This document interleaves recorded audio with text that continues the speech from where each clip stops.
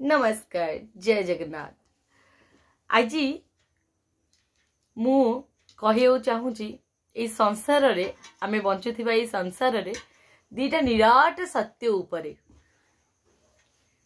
कौन कहले गोटे होची जन्म आ गोटे होची मृत्यु।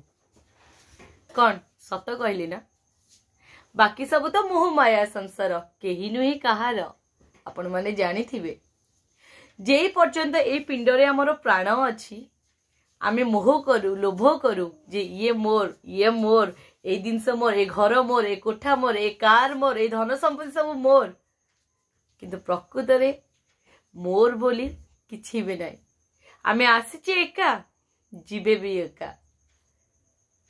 जन्म और मृत्यु एमिति एक निराट सत्य जहा कि सहजरे सामना करि पारुना। देखंतु आमे जेतले जन्म हेचे आमे हमर चेतना नथिला आमे जानि पारिने।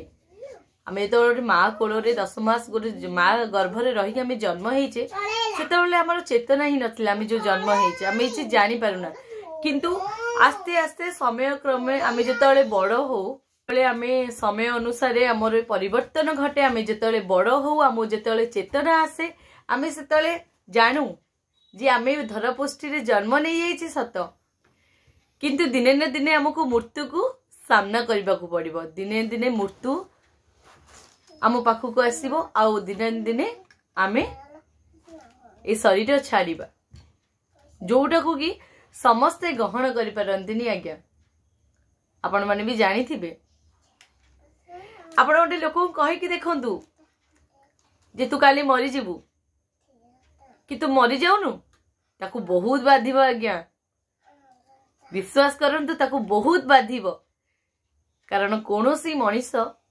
जे पर्यंत पिंडरे प्राण अछि समस्ते लोभ करंती, निज पई लोभ करंती, बंचिबा पई भी लोभ करंती, किंतु निराट सत्य जोटा सेटा समस्ते ग्रहण करि पारंतीनी। किंतु एइटा होची संसारर नियम। आसीच माने जीवाकू तो पड़िबो। दिने न दिने आमे जन्म हेके आछे और दिने न दिने आम मृत्यु भी सुनिश्चित।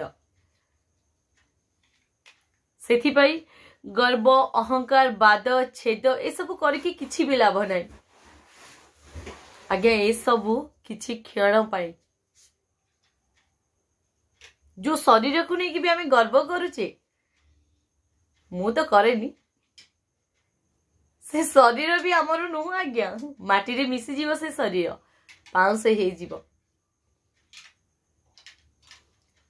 सेथि पई जे पर्यंत आमे संसार रे बंचीचे संसार जो नियम आ जो सत्य कथा भूलिबा कथा नुहे, सबु बेले ध्यान रे रखिबा कथा आ सत मार्ग रे चलिबा कथा, जोटा कि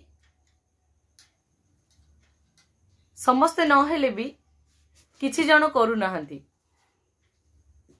अवश्य संसार में बहुत भल लोक अच्छंती, नहले राम मंदिर प्रतिष्ठा ही पर न थांदा।